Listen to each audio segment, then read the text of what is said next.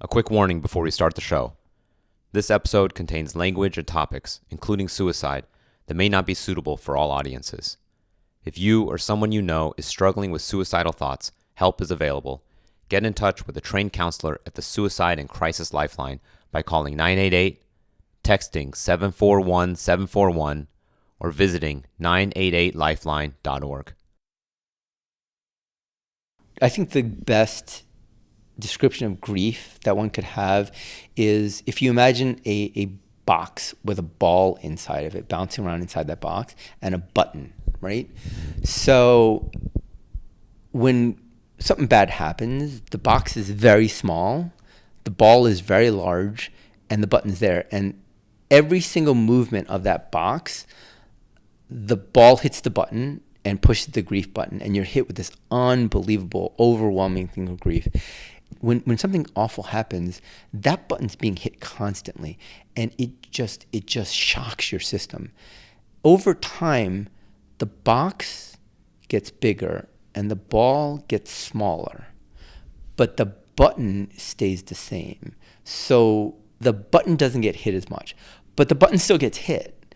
And when it gets hit, it's the same button. Like nothing's changed with the intensity. Nobody understands grief, like real grief. Like I didn't know grief. When my grandmother died, that was the first hint I had of grief because I loved my grandmother. I talked to her every night. I thought that was grief. And I've had breakups before that were bad. I thought that was grief. But you don't have any idea what grief is until you lose your career, both your families, and are terrified that you're going to lose your kid brother, right? Like you don't know what grief is. So yeah, like I function because the grief button's just not being hit as often.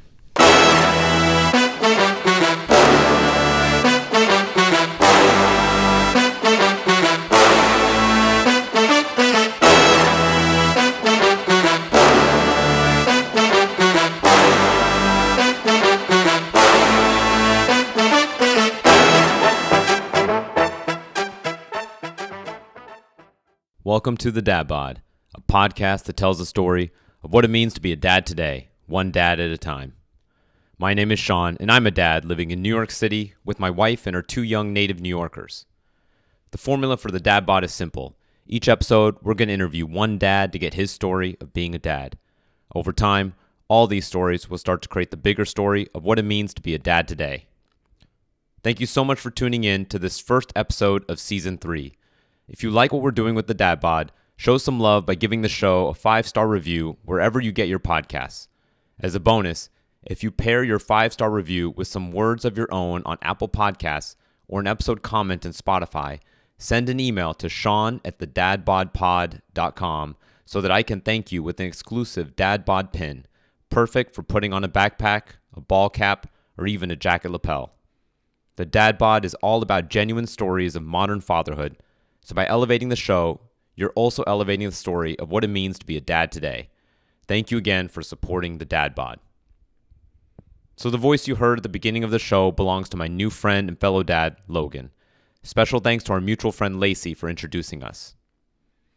Logan is known by many for his work on Scenic Fights, a YouTube channel where he and his fellow co-hosts apply their martial arts expertise to separate what's truly real from the pure Hollywood and movie fight scenes.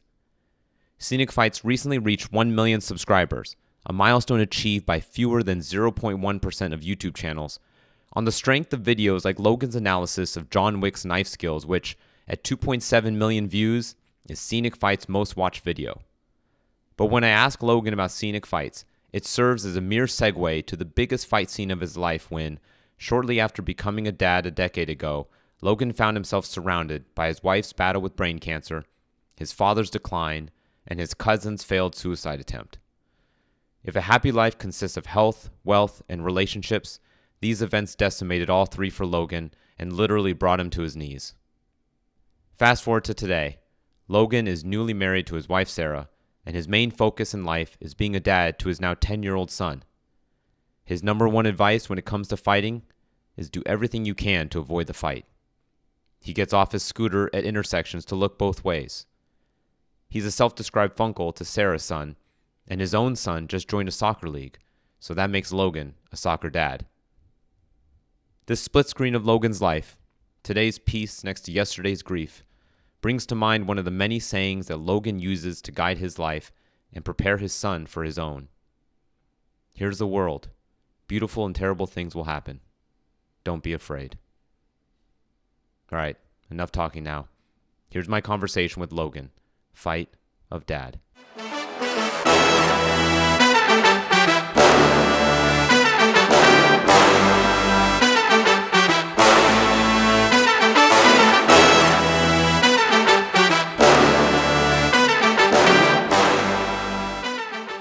I actually paid for law school by doing, this is how old I am. I did conversions from token ring to Ethernet. So I don't know if are you familiar with token ring? Token ring, yes. So I actually did conversions for that. And I won the bid to build out this company called Brass Ring, which was a combination of Kaplan Group and the Washington Post. Okay. So Kaplan, like Princeton Review Kaplan. Yeah. And the Washington Post, they had an office on Madison Avenue. And I was like in my 20s. And I beat out Anderson Consulting and IBM for this big deal. And I wired their entire floor. And I was in my 20s. And I went home to my dad. I was like, "Hey, Dad, I made like $150,000 in my 20s doing this stuff." And my dad's like, "Were you on your hands and knees?" I was like, "Yeah, I had to string, it was me and a team of about 10 people, but we had to string Ethernet cable." And he's like, "Lawyers aren't on their hands and knees. You're going to law school." Like, oh. So yeah. So that's why I'm a lawyer. Dads. Yeah, hard to impress, especially the older generation of Asian dads. Exactly. Yeah. So anyways, so that's why I'm a lawyer and not in tech myself. Well, we'll definitely get into that a little bit. So, did you get a chance to listen to any episodes? I didn't get a chance to listen to it through, but I listened to like bits and pieces of episodes. Okay. Okay, cool. So yeah, the idea, you probably caught the idea. It's, about fatherhood, in a way. That's one aspect of it. But it's out of a recognition that from the seat of fatherhood, you're also still very much a man of your own. Sure.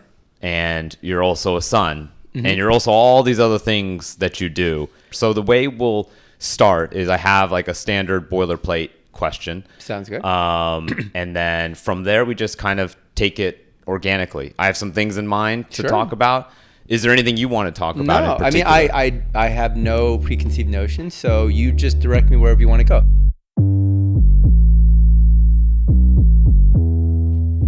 So introduce yourself. Tell me your name, your age, how long you've been married, your kids' ages and genders, what you do for a living, as well as any other hats that you wear or commitments that you keep that are worth mentioning. So, my name is Logan Lowe. I am 52 years old. I have been married so this is my second marriage. I have been married since December. And so it's 2026 now. So I've been married since December of 2025. Basically, this is my second marriage. So my first marriage, my wife passed away from brain cancer, and that was in 2017. So it was a really rough time for me. And then after she passed away, I became a raging alcoholic for a while. I had a young son. She was diagnosed. My late wife was diagnosed with brain cancer. 5 days after my son was born, she collapsed and she was diagnosed with brain cancer. And then I spent 18 months trying to save her life. And I didn't really raise my son. So my mother-in-law, my late wife, Allison's mom, lived with us. And then she raised my son for me. And then after my wife passed away, my mother-in-law basically handed my kid back to me and said, here's your son back. She had done an amazing job raising him. And then I basically was like a single dad with like an 18-month-old. And I basically raised him myself. And I also just dated a lot afterwards because I basically just tried to drown my sorrows in alcohol and women while still also trying to raise my son. And then I met my now wife, Sara, about 3 years ago. So we had gotten married in the courthouses here in November of 2025, and then we just went straight to Taiwan and just celebrated in Taiwan. So, and then the other question was, how many children do you have? I have one that I know of. He's my son from my late wife, and Sara, my wife that I just married, she has a son and he's 12. And so I basically am a funcle to him. And yeah, he's great. Both kids are just great kids. Awesome. And the other question was what you do for a living and any other hats that you wear. Oh my. Okay, well, I'm semi-retired. So so I spent about 20 years building my clientele. So I actually have two or three major hats that I wore. One is that I'm what's called an MAI appraiser. And in the country, I think there's about 6 practicing MAI attorneys in the whole country.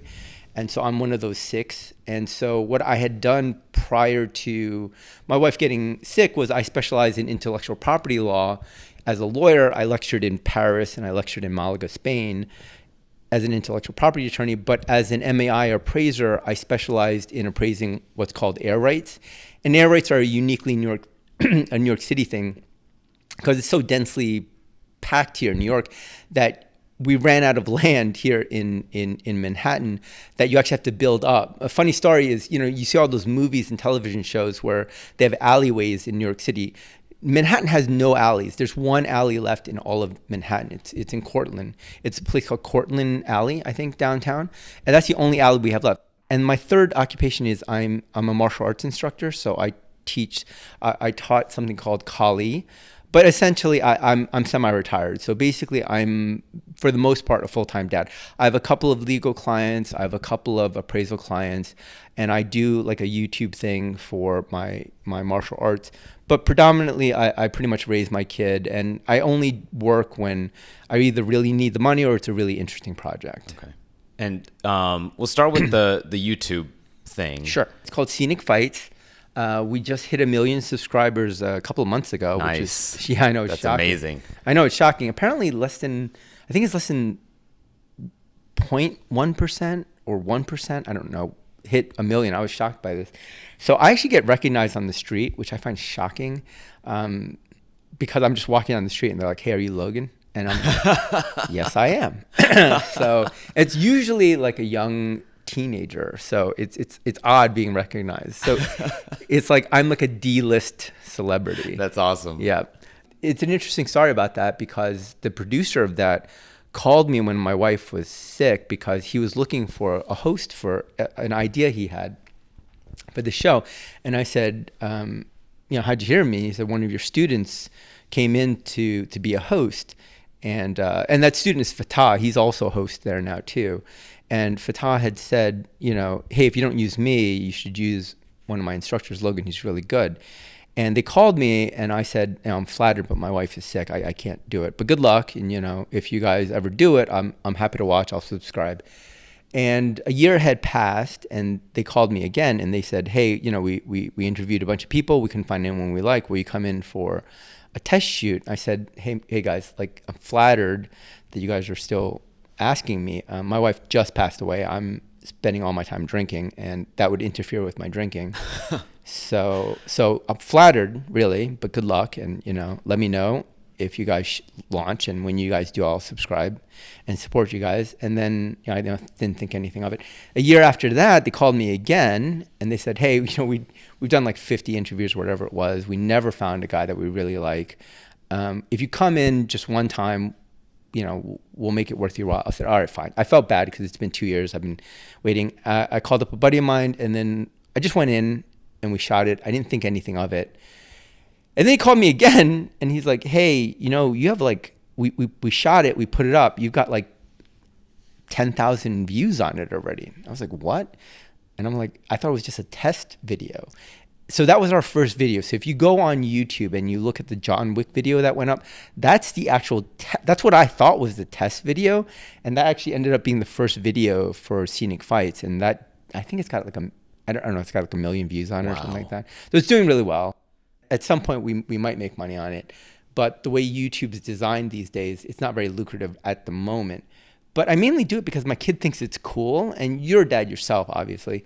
And so right now, my kid is 10 years old. He wants to hang out with me, and right now he thinks I'm cool. And I know that that is not going to last that much longer. Because you got to figure David Beckham's kids think he's a loser, and like, like Arnold Schwarzenegger's kids think he's a loser. Like every dad's kids think their dad is a loser. So at some point, my kid's gonna think I'm a loser. And then you get older and you realize how much. Like I realize now, like how amazing my dad came here with like nothing. He literally came here with like nothing. My dad was a brilliant dude. He went to Waseda Daigaku. So he was Taiwanese but spoke dead fluent Japanese, fluent enough to go to like essentially the Princeton of Japan to study law.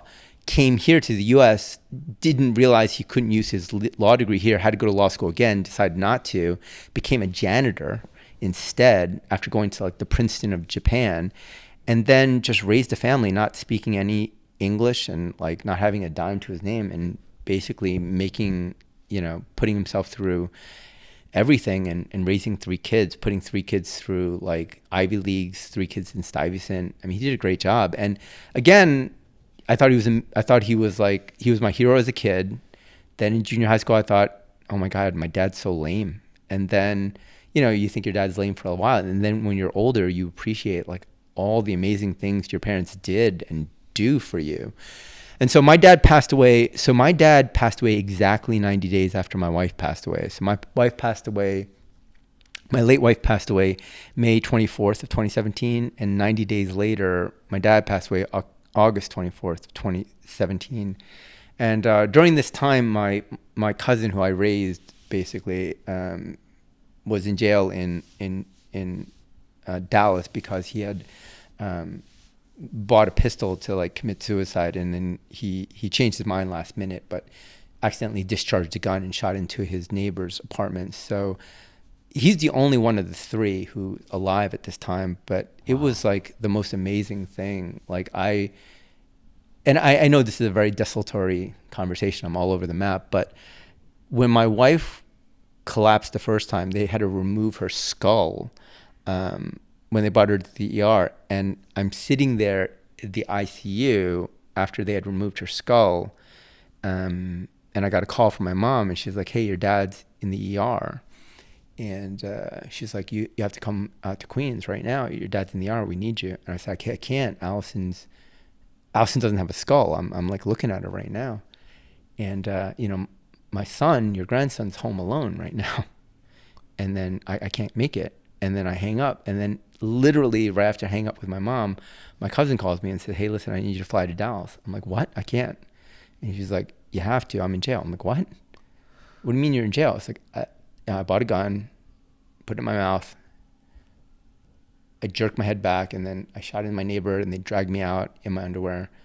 And if you don't come now, I'm going to kill myself. So you have to come. I was like, dude, listen, God. Like literally just got off the phone with my mom. My dad's in the ER. I'm in the ICU. Allison's not have his skull. He says to me like, dude, if you don't come tonight, you'll never see me again. And it's not his fault. Like he was all messed up. Yeah. But I said, I can't do it, dude. And I hung up on him because I had too much going on. And literally I hung up on him, and I learned something that moment. I learned, and I don't know if you know this, but all the windows in the ICU only open 4 inches, because I immediately walked over to the window and opened it up to jump out the window, and it would only open 4 inches. And I was like, fuck, I can't even get that. And I just basically slumped into the floor. So that was the single craziest night of my entire life. I thought at that moment, and it basically happened, like I lost my entire family in one night. It was like the craziest night of my entire life. And so I lost my dad and my wife in 90 days in 2017. So you had asked me what I do for a living. So what I do for a living is I was a really high functioning alcoholic for a while. And now I'm just a dad, basically. I'm just trying to make sense of the world and like try to like piece together my life again. So they say that, I don't know who they is, I say that all of your life's problems can be divided up into health, wealth, and relationships. So if one of them goes bad, you're pretty messed up, right? If two of them goes bad, then you're probably clinically depressed. If three of them go bad, then you're like a basket case, like you're not functioning. So in 2017, my health was obviously deteriorated. I wasn't sleeping. I was drinking constantly. I was not sleeping because I was taking care of my wife. I was worried about my dad. I was worried about my cousin. So my health was gone. My wealth was gone because I literally just handed over my portfolio of clients I'd spent 20 years building for the MAI, for the legal work, even the martial arts. I gave up all my students. I gave up all my clients, just trying to save my wife, who ended up dying anyways. And then relationships. I just became a raging asshole. I was like a raging asshole. I just had a conversation yesterday with someone who has not spoken to me in like 5 years. And he was just telling me what an asshole I was. And I was like, yeah, I was. And I'm sorry. And I apologized to him, and he did not take it very well. And I was like, I get it. I mean, I probably wouldn't have taken it very well either. So, and, I talked to Sara last night, and she was like, how'd it go? I was like, it was as well as you might expect. I was a raging asshole. So, did you seek that conversation? No, he sought it out. And I actually try not to contact anyone that I hung out with during that time.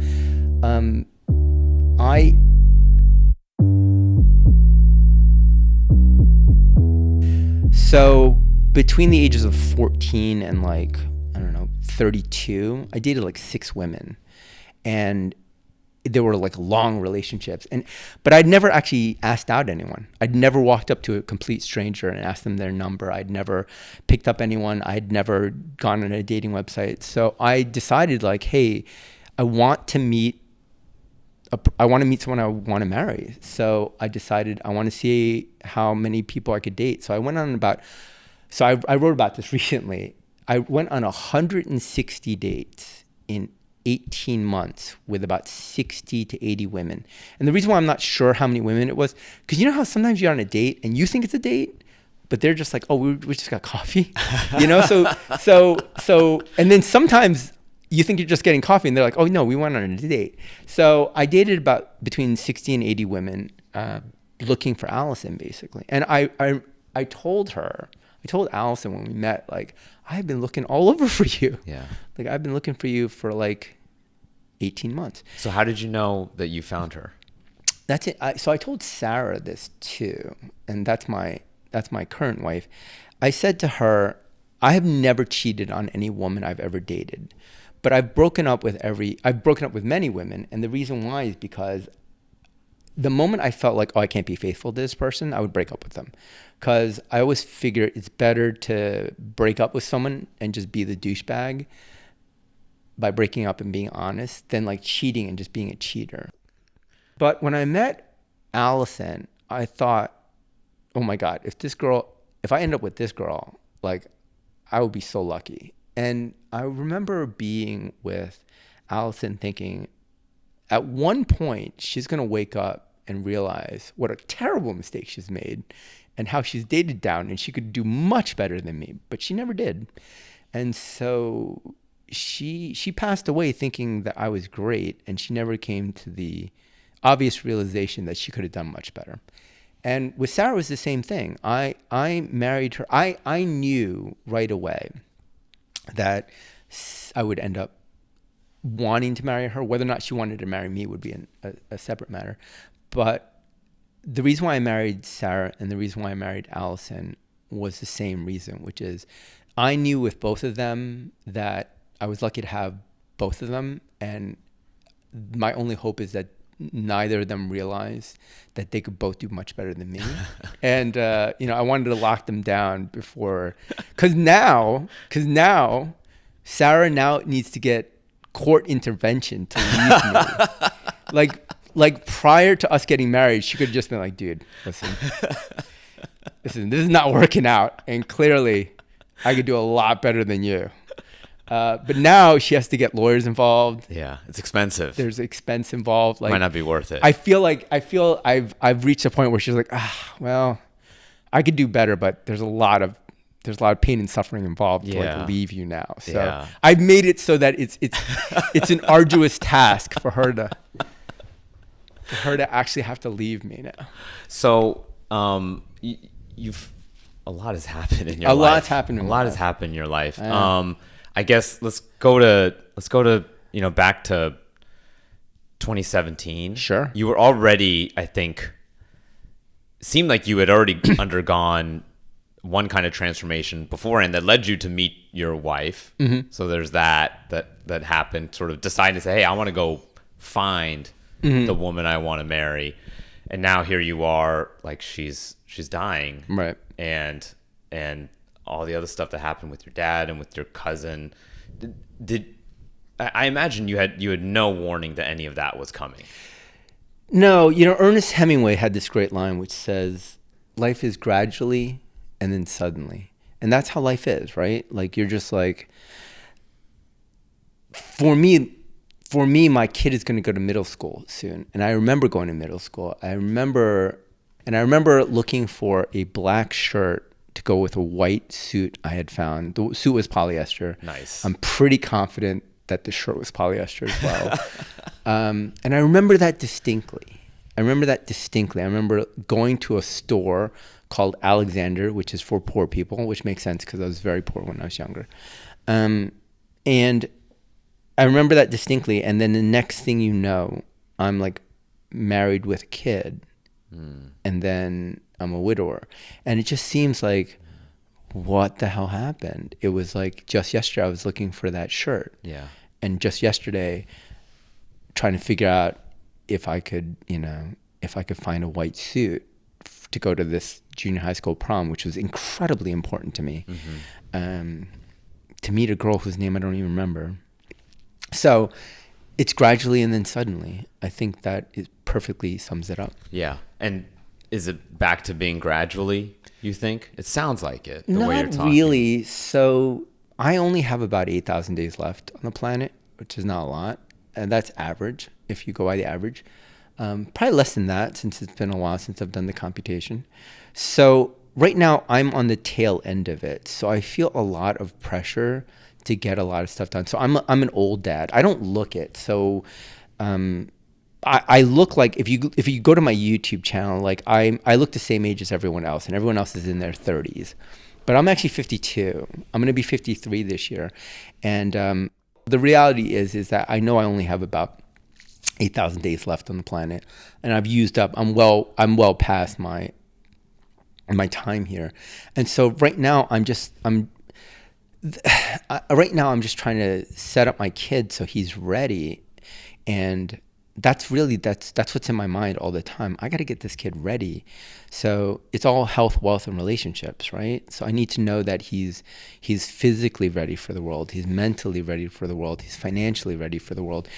And the thing is, like, I don't plan, nor am I capable of leaving him like, millions and millions of dollars. But if I give him the right mindset, which my dad gave me, I just keep telling myself, I can't leave Earth yet until he's ready, and he's not ready yet.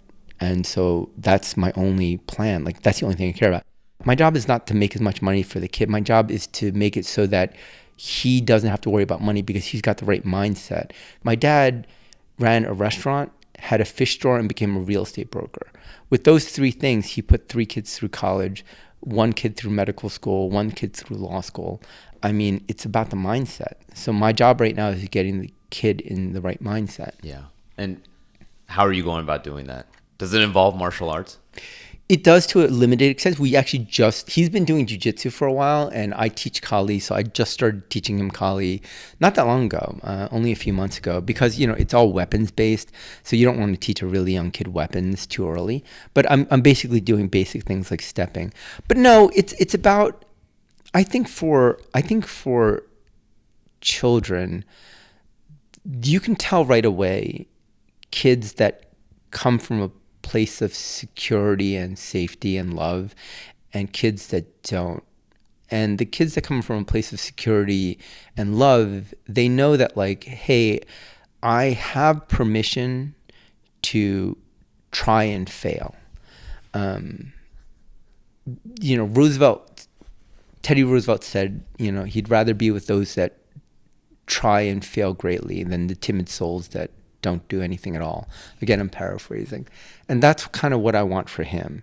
I want him to know that, like, as long as you don't do anything, anything bad, anything that one would term bad, like, I will support you. I don't need you to be a doctor. I don't need you to be a lawyer. I'm not going to say no to him being a doctor, right? And I joke about it too. I joke about it with a lot of people. I really want my kid to be a doctor. But the truth of the matter is, I just want Allison, my late wife, she said, I just want him to be a productive member of society.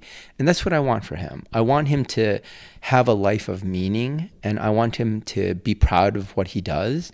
And I want him to know that he's allowed to try and fail, and that he'll be loved, and that I'll be proud of him as long as he really tried. Like, my dad really wanted me to be a lawyer. My dad wanted or needed my brother to be a doctor. But I get that because he was an immigrant, and all he knew was, like, he didn't know that you could come here and be a multimillionaire by being an investment banker or by being, a programmer. This wasn't his reality, but it is my reality. So when my late wife said something interesting to me towards the end, she said that she finally understood the value of money. It's not about, like, cars or clothing, and she was never into that stuff anyways, but it's about security. It's about knowing that, like, if you needed to get an ambulance, by the way, that was one of our biggest expenses. And I don't think anyone realizes how much an ambulance costs in New York City. An ambulance is between $5,000 and $20,000. Wow. Yeah, it's no joke. So when people are like, how'd you spend that much money? I was like, dude, it is so easy to spend that much money in healthcare. Money is security. And so what I want him to have is, I want him to have a healthy respect for money and the acquisition of it and the growing of it. So that's one aspect of it. And the other aspect of it is understanding how to grow money the right way. Asians in general, and you and I are both Asians, they grow money with real estate generally, because that is the one asset that Asians understand. And a lot of immigrants, including my dad, grow money with real estate. Real estate is an inferior way of growing money versus securities, because securities you can buy and sell immediately, and there are no carrying costs to owning securities. And you can also you also don't have issues such as tenants with securities. So for him, I would not want him to be the traditional own a lot of real estate type of Asian. I would like him to have a nice stock portfolio if he can, and then just really focus on living a good, productive, fulfilling life. What I want my son to do is to take calculated risks, because there are different types of risks, right? There are calculated risks, there are foolhardy risks, and there's not taking any risks at all. I think that a lot of Asians don't take any risks, and that's why they do things like become doctors and lawyers, and they just do the straight and narrow, and they just protect the assets they've got. I'm at the tail end of my life, so I did my risks. I've done my great things, and my time has passed. Unfortunately, I've had these setbacks with my late wife, with my career, with all these things. But the world is open for my son.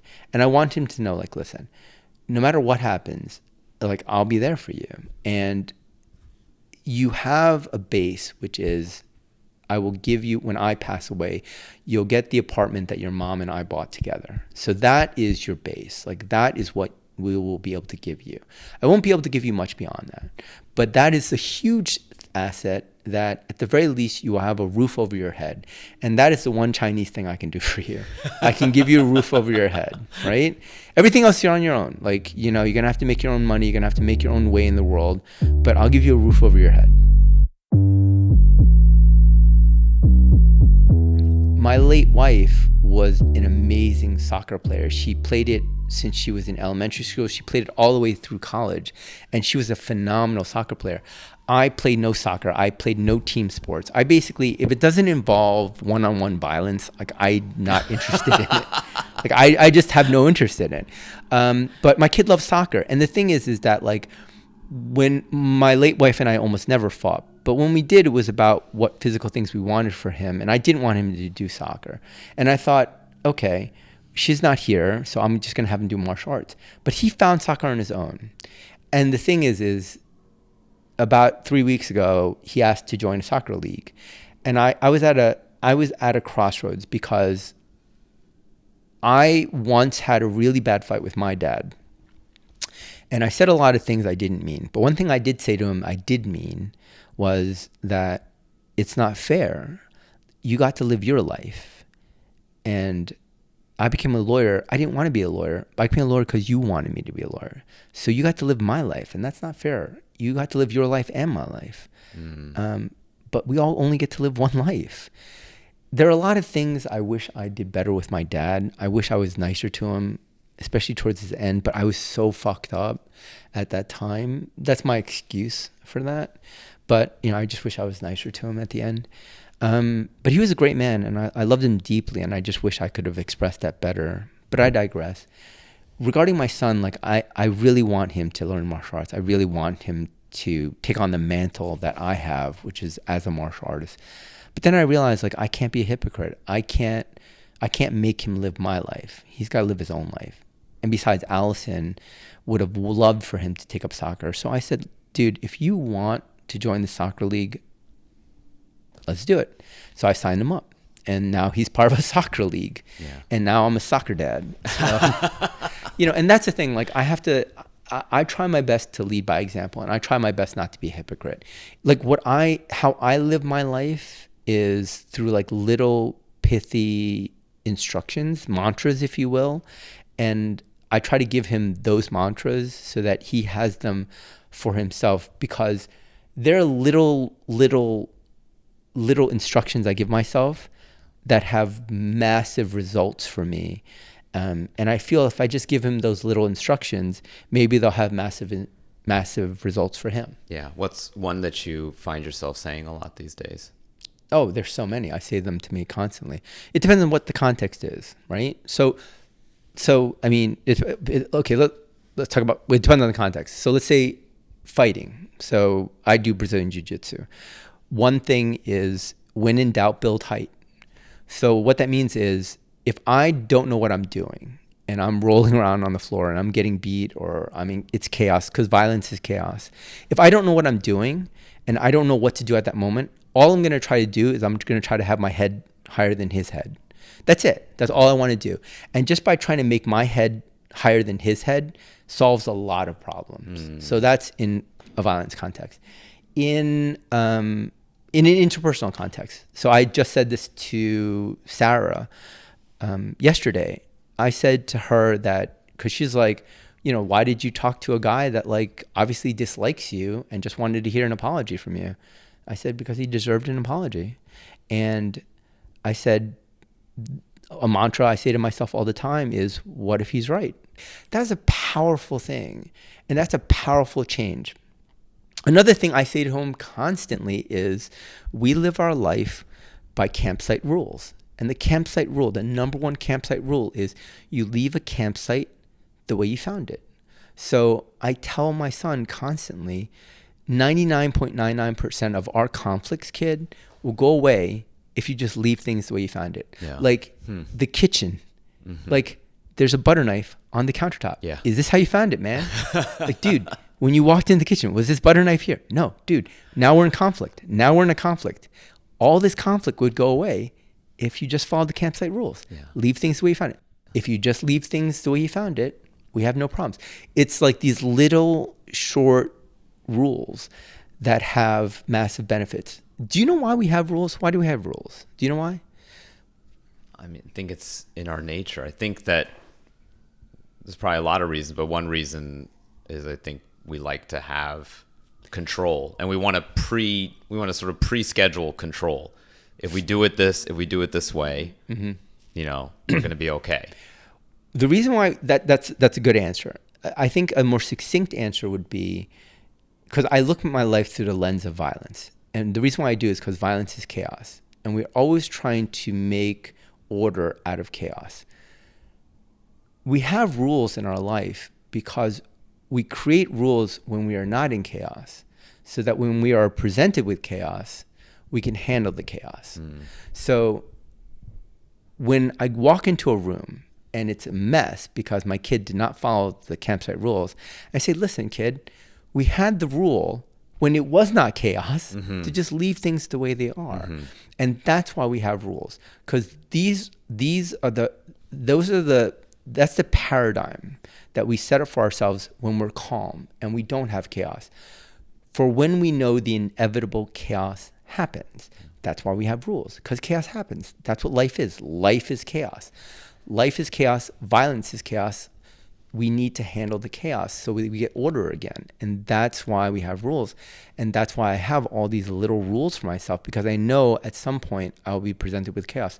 When my late wife and my dad got sick and my cousin was suicidal, that was so much chaos at once that it was overwhelming. And I think that the only reason why I'm still alive now was A, that window wouldn't open, and B, like I had the rules that kept me in line with my chaos. Yeah. You know, I will also say, by the way, that at some point I realized that if anything happened to me, and I'm not suicidal at all anymore because of this, I realized if anything happened to me, my kid would be a complete basket case. Yeah. He would be a complete basket case. And so now I'm the exact opposite of suicidal. Like, I'm afraid to cross the street. Yeah. Like, I got here with my scooter, and like I am the most timid scooter rider in New York City. Like, I'll do full stop at a red light. I'll look both ways. I'll get off my scooter. I'll walk across the street, looking both ways the entire time. I'll get back on the scooter. I'll go 1 block. I'll hit that intersection. I'll get off. That's how safe I am, because I'm terrified of leaving the kid alone, because he's not ready yet. He's not ready for the world yet. Yeah. And I don't want to leave him before he's ready. Yeah. You know? Yeah. You said something earlier, violence is chaos, life is chaos. So I guess life is violence. Life starts out violent, doesn't it? I mean, the reason, did you know that like women, just your average female runner that you take off the street, she will by and large do better in an ultra marathon than a man who has been training for an ultra marathon? Why is that? Why do you think that is? No one knows, but here's my theory. My theory is it's because women eat pain so much better than men. Have you seen those videos where like men strap on that thing that replicates like cramps, pain, or represents like giving birth? Like, that's how we were all birthed. We were birthed in incredible pain and violence, like in blood. Like, you're bathed in blood when you come out, right? Like, I think that I just wrote about this recently, about why I despise Disney.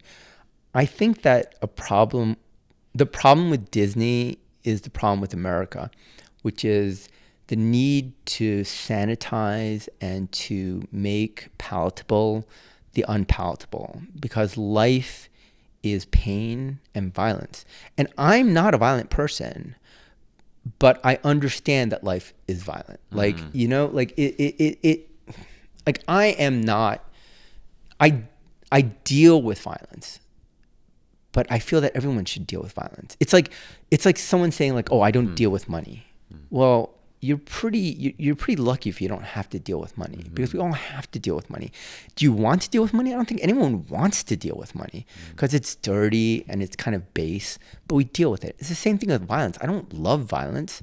I find it interesting. I find it part of humanity.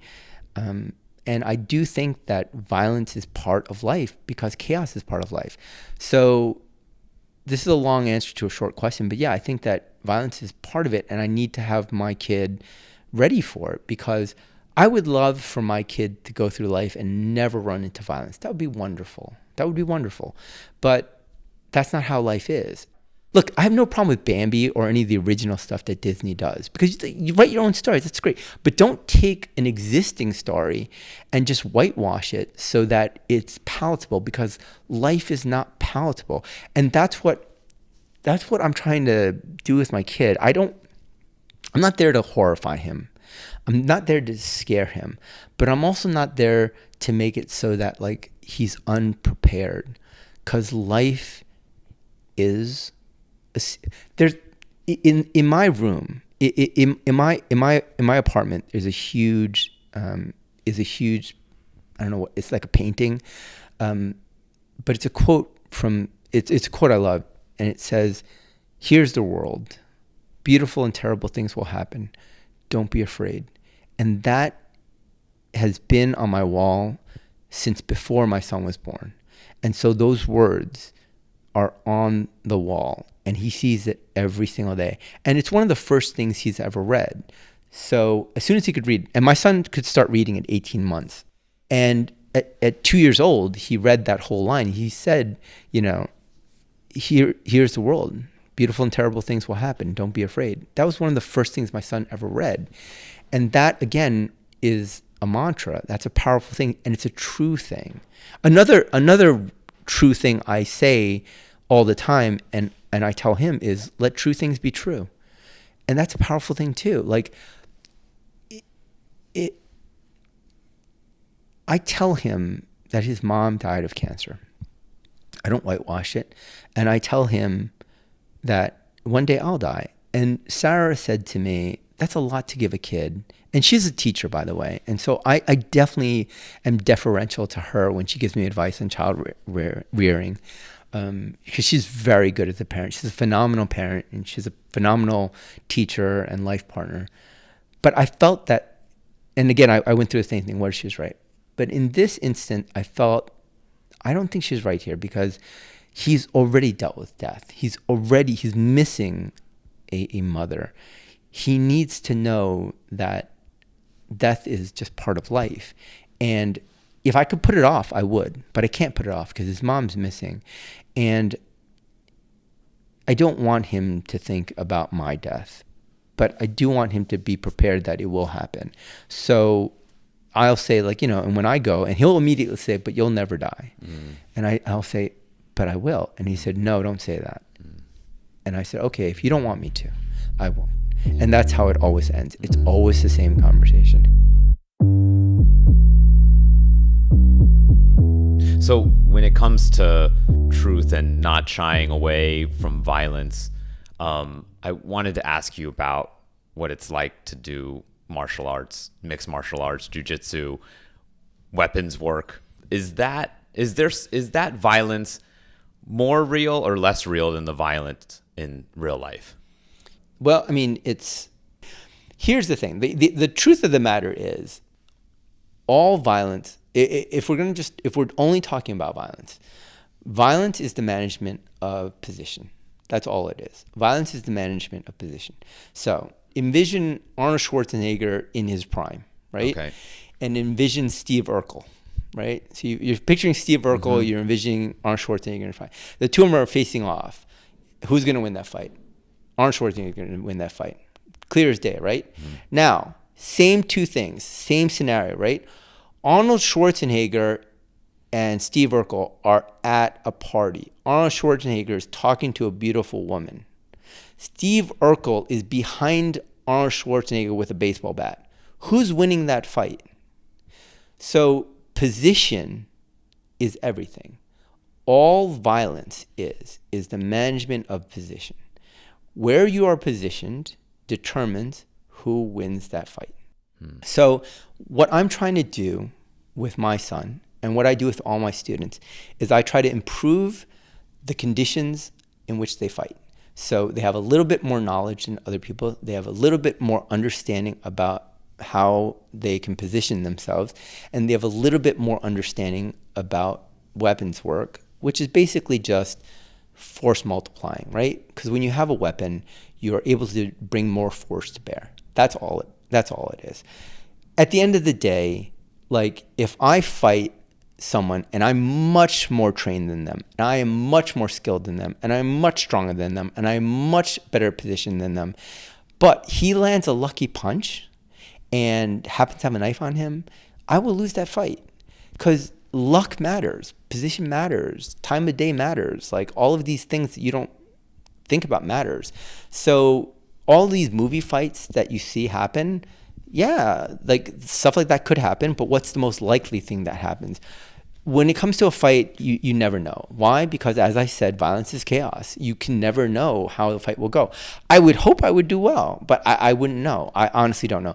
So for me, every time I have a chance to be in a fight, my go-to is to try to leave. I always try to go like, dude, I'm sorry I stepped on your foot. You're right, I'm a jerk. I should leave. I'm so sorry. I am a terrible person. And I just walk out. Yeah. Like that's the best way. The best way to win a fight is to avoid the fight altogether. That's the absolute, and that's what I would try to teach my kid. I try to teach my kid both through action and through education. Like the best way to win a fight is to not be there. At this point, and since I was in my 30s, really my job is to avoid violence altogether. Yeah. Unless I want to, unless it's at the gym, at which point like you're rolling around with your buddies and you're just like, you know, trying to strangle each other, and then at the end of the day you get a beer. Yeah. What got you into martial arts? I think the same thing that got most people into martial arts. I was bullied a lot, and I was just tired of getting beat up all the time. And I thought, you know, if I learn some martial arts, I'll defend myself. I learned Kung Fu first, and then I fought a guy that was younger than me and much stronger than me, and I learned that, like, just learning Kung Fu doesn't do anything. You actually have to use it and spar it. And then that really disillusioned me from martial arts for a while. And then I met a guy who did martial arts, who taught me a lot about how to actually fight. And that was good. He was more of a brawler, but he also did a lot of Kung Fu, but he brawled with it. It was interesting because he learned classical Kung Fu, but he also was just brawler. He would just pick fights and just brawl. So that was interesting. And I learned how to translate traditional martial arts to just actual fighting. And then I met a bunch of like Brazilian jiu-jitsu guys who every time you meet a new guy and they hand your ass to you, you're like, oh, okay, well, that didn't work. And now I need to learn something new. So I learned Brazilian jiu-jitsu, and then I ended up getting injured and I tore my supraspinatus. So I couldn't do jiu-jitsu for a while. So then I picked up Kali to build up my shoulder, and I learned to love it. And then I got back into jiu-jitsu. So now I do predominantly jiu-jitsu and Kali. I do some other things here and there, but predominantly I do jiu-jitsu and Kali. I watched a couple of your videos, and they're very entertaining. Thank you. Yeah. And so what strikes me, besides like how interesting it is to see you dissect these fight scenes, is that like the sort of kind of remoteness of it almost. It's like there's this, you know, very violent thing happening, and you guys are talking about it clinically, you know, very clinically. Right, it's the Asian nerd in us, right? Like we're like there's Fatah and Chad are not Asian, but like the rest of us are Asian.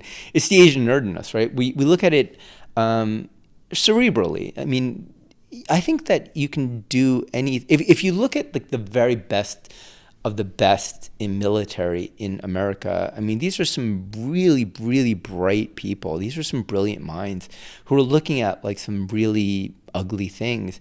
And it's just like anything else. If you look at chess, for example, they talk about giving up a pawn to get a rook, right? You give up a pawn to get a rook. You're giving up stuff. But if you look at it on a battlefield, you're giving up people's lives to hopefully take a more valuable life to save other lives. I mean, it's always a calculus, right? So you're always doing this calculus when it comes to violence, and to say, okay, at the cost of this, is it worth it? I don't think I could ever do it. I don't think I could ever be a leader of militarily, because I don't know if I could handle that responsibility of like, oh, I'm going to kill these kids to save all these kids. I don't know if I could do that. I think that takes a cold-blooded ruthlessness for someone else that I couldn't bring to bear. But I think that's what it takes. Yeah. And I do think it takes a detached, sort of cerebral dispassionate that I don't think I could do. But that's what violence entails. That's what you need to do to advance violence. Yeah. Well, you've definitely been anything but detached, it seems, with your past, and certainly how life was from 2017. You talk, I think, sounds very repentantly about, phases in life where you were maybe habitually unkind to people, unkind to yourself. Like, it sounds like you're somebody who's processed a lot. Yeah, I mean, we all make excuses for the stuff we do, and certainly I have really good excuse, right? Like I lost both my families, right? So we come from one family and we leave. So you left your family, you left your mother, father to join up with your wife and make your own family. In 2017, I lost both families all at once, and I was going to lose another family member who survived. But it's a lot to lose. It's a lot to lose one family, and it's even more to lose both of your families all at once. That would be my excuse if it was an excuse. But there's someone in my life who I pretty much despise. He's everything that I do not respect. But he had a horrific childhood, right? And when you hear about his childhood and hear about what happened to him and his family, and he lost his family as well, you feel for him. But then the question is does that excuse his behavior 40 years later, right? So terrible things happened to me. But did that give me a right to be awful to other people? I don't think so.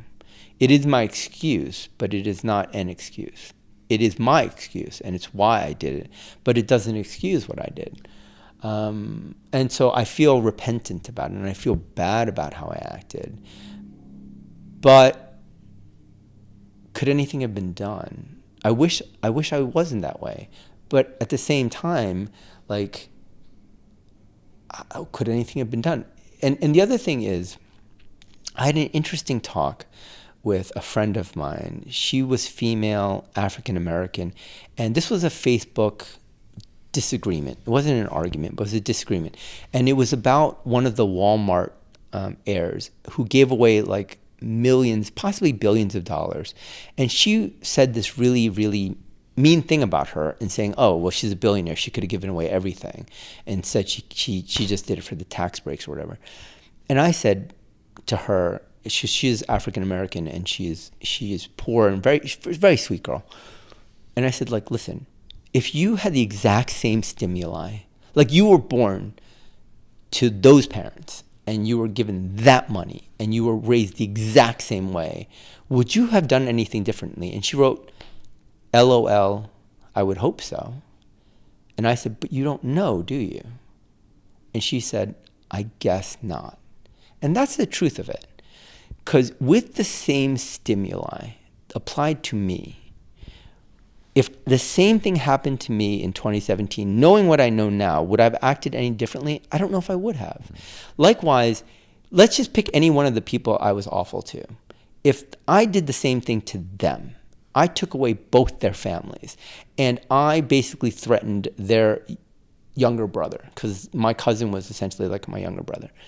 I threatened that, and I got rid of their career too. So in one fell swoop, you lost your career that you spent 20 years working on. You lost your second family. You lost your first family, and you're about to lose your younger brother too. Would you, and you have a shit ton of alcohol in you and other pharmaceuticals. Would you have acted any differently? I don't know. I'll answer it the same way that she answered it. I would hope so, but I don't know. So I feel awful about how I acted. I do. I regret how I treated a lot of women, certainly, and a lot of people, certainly. And to any of the women that I met, really sorry. And a lot of the guys that I was awful to as well, I'm sorry. But you know, I didn't want it to happen. I didn't want any of these things to be as they were, but they were. I didn't want any of this. And they didn't want any of it. They didn't do anything wrong. I did something wrong. But again, if given the exact same set of stimuli, would anyone have acted any differently? Would people have acted worse? I'm sure.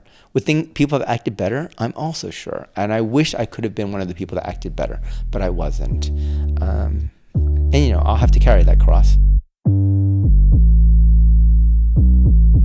To use the description of violence as being about, what did you say, maintaining position? Mm-hmm. Certainly seems in 2017 you were not in a good position with respect to life. It sounds like you're in a better position now. How did you get to that? And obviously it also sounds like it's still a work in progress. It's still a fight. Certainly. I mean, I think so. I think the best description of grief that one could have is if you imagine a box with a ball inside of it, bouncing around inside that box, and a button, right? So when something bad happens, the box is very small, the ball is very large, and the button's there. And every single movement of that box, the ball hits the button and pushes the grief button, and you're hit with this unbelievable, overwhelming thing of grief. To the point that, like, there have been multiple times where on the east side, right outside Lenox Hill, the Lenox Hill Hospital, like, there was at least one time I can think of, I just was walking up the subway and my knees gave out because I was just overwhelmed with grief. My wife had just passed and my dad was dying. He had not died yet, but he was about to die. And I was just overwhelmed with grief, and I couldn't support my legs. My legs started giving out. I just collapsed in the subway, and people rushed over and like, "Did you trip?" I was like, "No, I'm okay." And I just sat there for like a minute or two, and I kind of pulled myself up. When something awful happens, that button's being hit constantly, and it just shocks your system. Over time, the box gets bigger and the ball gets smaller, but the button stays the same. So now the box is bigger and the ball is smaller, and so you're walking around and the button doesn't get hit as much, but the button still gets hit. And when it gets hit, it's the same button. Like, nothing's changed with the intensity. So when you press that button, it's the same intensity. What happens is you just don't hit that button as often. So right after my dad passed, I was dealing with the aftermath of Allison and my dad. I was getting hit with that button like every hour on the hour, maybe multiple times in an hour. Then after a year, I was maybe once an hour. Then after 2 years, it was like once every few hours or every week or so. So right now, I still get that button hit. And I'll get that button hit maybe once every 3 or 4 days. And Sara asked me, "Is it really that often?" And I said to her, "I am so glad you don't know." Yeah. Because you don't know. There's another great line I like. Again, I have all these mantras and lines I tell myself. You don't know what you don't know until you know you don't know it. Yeah. Like, nobody understands grief, like real grief. Like, I didn't know grief. When my grandmother died, that was the first hint I had of grief, because I loved my grandmother. I talked to her every night because she lived in Taiwan and I was an insomniac, so I used to call all the time. When she died, I don't want to call it, and I felt that loss, but I didn't see her all the time, so the loss wasn't as acute as it could have been. But that was my first touch of grief. But I thought that was grief. And I've had breakups before that were bad. I thought that was grief. But you don't have any idea what grief is until you lose your career, both your families, and are terrified that you're going to lose your kid brother, right? Like, you don't know what grief is. And I didn't know until I knew I didn't know it. Yeah. So to answer, like, how do I process it now? Time. It's not that time heals all wounds. It just makes it so that the box gets time to grow and the ball gets time to shrink. That's all. So I'm able to get time between the button getting hit. So you can't function when the button's being pushed every 2 minutes. You can't function. You can't eat. I walk around right now at 150 pounds, but most of it's muscle. I have very little body fat. But when she was sick, I dropped down to like 143 pounds, and I was skin and bones. Yeah. I was skin and bones. And my primary source of caloric intake was rum. That was my primary source of caloric intake. So, yeah, like I function because the grief button's just not being hit as often. Did you have to be intentional in your relationship with alcohol and changing it? Or did it? Yes and no. I definitely had to stop that because once my mother-in-law handed me back my kid, definitely had to stop the drinking a lot. I had to curtail that, right?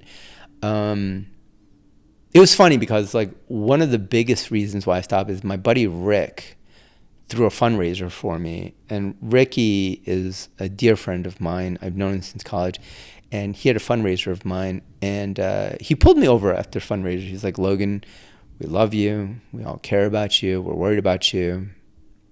You smell really bad. You smell so bad, man. Like no one can sit near you. You smell so bad." And I'm sure people have said it to me before, but it was the first time someone said it to me, and it cut through the haze.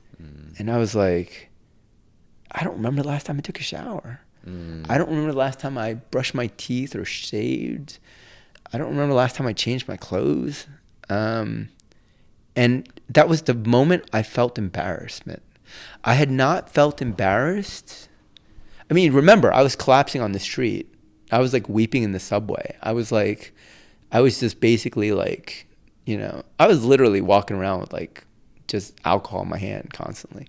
I was not embarrassed at all about anything. Nothing embarrassed me. But at that moment when Ricky said that, I remember the party. It was at a restaurant downtown in Chinatown. I was embarrassed for the first time. It was the first time I felt something besides grief. I'd only felt grief. And at that moment, it was the first emotion I'd felt besides grief in months, right? And it was unique and it was weird because I'd felt nothing else but grief. And I remember enjoying the embarrassment, like, oh, that's interesting. That's what another emotion feels like. So at that moment, I was like, I don't remember the last time I did not have alcohol in my system. And then that was when I started, I should go home I took a shower that night. I shaved. I washed my clothes that night. And that was the start of me stopping the drinking. It wasn't, I didn't stop drinking altogether, not for a while, but it was certainly the beginning of it. And I think it's like the Hemingway thing, right? It's the gradually and then suddenly. Mm-hmm. And at some point, I just got tired of drinking. Yeah. Yeah. I actually don't drink that much at all anymore now. I wanted to ask about your dad because you've talked about him. Clearly, he means a lot to you. His passing meant a lot to you. Mm-hmm. And so wanted you to kind of talk a little bit about him. Like, what was the impact he had on you? My dad was an incredibly cerebral person. He was very, very driven. He was one of, Flushing, when I moved to Flushing, it was all Jewish and Hispanic. And there was a girl named Yvonne there. She was the only other Chinese girl there. And I remember thinking, well, I guess I'm going to end up marrying Yvonne. We're like the only two Chinese people here, right? So my dad, being the brilliant person he was, realized that, like, because it was a tail end. So Flushing was and is the terminus of the 7 train, and he realized that this goes straight into Manhattan. It's a sleepy town, and there are no Chinese here, and I'm Taiwanese, and Chinatown in Manhattan's like full of Cantonese. The Taiwanese would love this place, and he was one of the 4 brokers that brought in all the Chinese to Flushing, and that's how come we pulled ourselves out of poverty, because he was one of the 4 brokers that made Flushing into Flushing, and I'm very proud of him for that. And he basically taught me the value of money. And he was very proud of us. The thing about my dad, there's so many Asian comedians out there. There's one in particular that comes to mind. I can't remember his name, but they're talking about how Asian parents never tell their kids they love them, right? My dad, for all of his faults, and we all have faults, right? I loved him deeply. And the thing is, that dude would go out of his way to embarrass us in public by screaming out, "I love you!" Wow. And he was so unique in that. And I remember he dropped me off at college in Cornell, and he gave me a hug and he said, "I'm proud of you and I love you." And he left. And then my roommate at the time was a Chinese kid, and the Chinese kid came over and he's like, was your dad born here? And I said, "No, why?" He's like, from Taiwan. And he was quiet for a second. He said, "My dad has never said he's loved me. Wow. Yeah. And my dad has never said he's proud of me." Yeah. And I remember looking at him and going, "What?" My dad literally will go out of his way to embarrass me by screaming that out. He would do that. My dad would pick me up from school and say, "Give me a hug, give me a kiss." I'm like, "Dad, please no." And then he would kiss me in front of all my friends. And my friends, and I didn't really understand why my Asian Chinese friends were so horrified. But it wasn't until I started realizing that my dad wasn't like other dads. And I think that's what he gave me, which is my dad was very traditionally Chinese in many respects. I'm a doctor. My sisters, I come from an incredibly Jewish family, considering we're Chinese. So my brother's a doctor. I'm a lawyer. My sister's a missionary. So it's doctor, lawyer, rabbi, right? So my dad was incredibly traditionally Chinese in some respects, but very forward thinking. So the way you say grandmother on the mother's side in Chinese is Waipo. I don't know if you know that. You know that? So the way that translates is it's the outside grandmother. It's the outside mother. And when I was in Chinese school, I got a B in one of my exams because I wrote Apo for mother's mother. And my dad was pissed I got the B. And then I was like, "Why are you pissed at me? You guys taught me wrong. It's not Apo, it's Waipo." And he goes, "Is that why you got the B?" And I was like, "Yeah, that's why I got the B. It's because you guys messed it up." He's like, "No, then that's fine." And he's never excused a B for me ever. But he excused that B. And the reason why he gave it to me is no, they're wrong. They're factually right, but they're wrong. Because your mom's mom is not an outsider. We do not call her outsider. We call her grandmother. There is no outside grandmother in this family. There's only grandmother and there's not grandmother. So my dad was so we never said that. I never even knew there was a word called Waipo. I didn't know that was a thing until I got a B in Chinese. I didn't know that was a thing because my dad never taught it to us. And that's the thing. My dad never taught us that Chinese people don't say, "I love you," because I never learned that. Yeah. I never learned that the way you say mother's mother in Chinese is Waipo, because we never learned that. So I'm grateful for my dad for what he taught me, and I'm grateful for what he did not teach me. Yeah. So. And do you have any idea where he learned to say "I love you"? No, I don't. But my dad was a very moral person, and in a good way, because morality can be really warped, right? So I liked his moral compass. My dad left home at 17, and he didn't go back again until his dad died in his 30s. So he left home, and when he left home, he went to Japan to study Chinese, and then one of his childhood friends committed suicide. And his childhood friend committed suicide because his childhood friend married an Aborigine in Taiwan.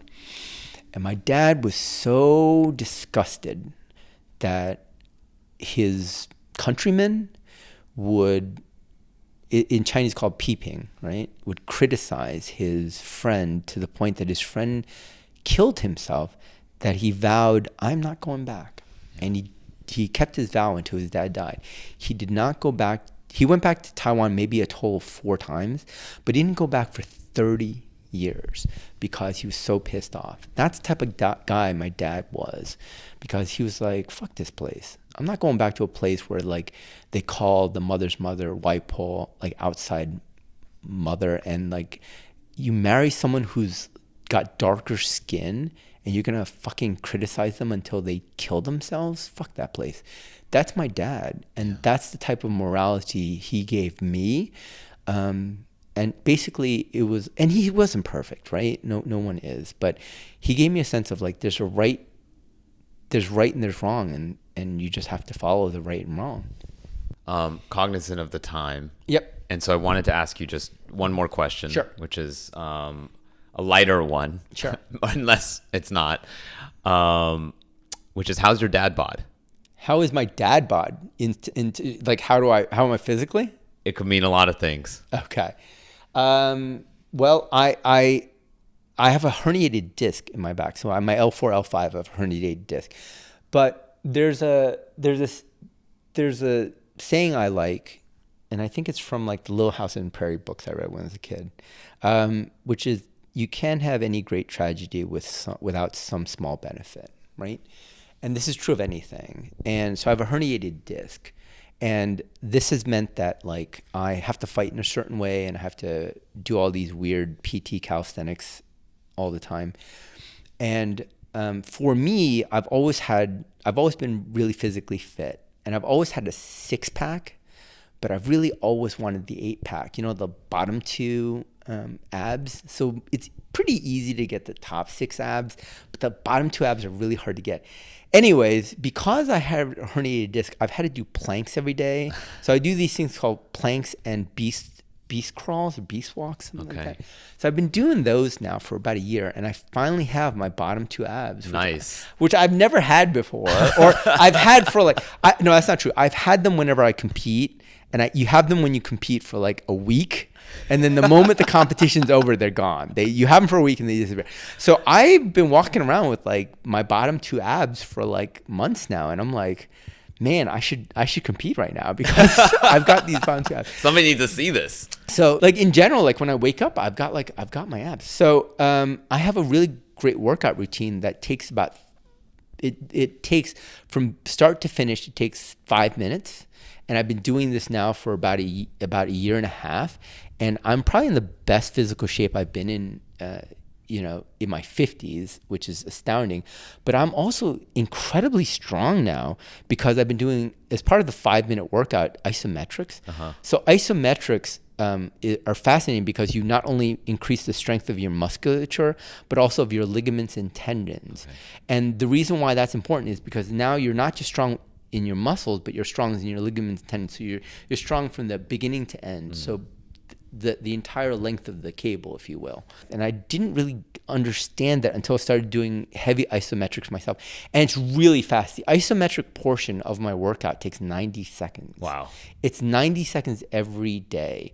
And after the 90 seconds, you are wiped. You're wiped out. Like you are exhausted. You need a nap. You should post your 5-minute workout on your blog, and we'll link to it. All right, I'll go ahead. That'll be good. All right, so, cool.